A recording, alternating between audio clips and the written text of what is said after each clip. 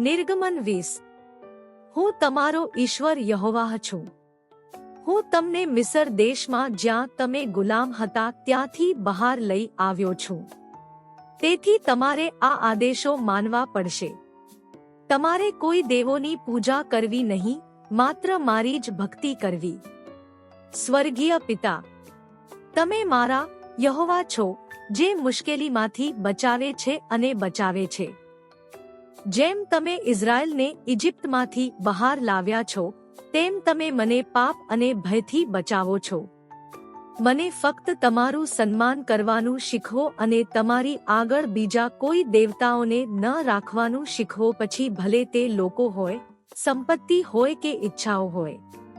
મારું હૃદય ફક્ત તમારા પ્રત્યે જ વિશ્વાસુ રહે, મારા ઉદ્ધારક અને રાજા. મને તમારા સત્યની નજીક રાખો અને તમારા પવિત્ર નામ માટે પ્રેમથી ભરી દો. ઈસુના નામે આમીન.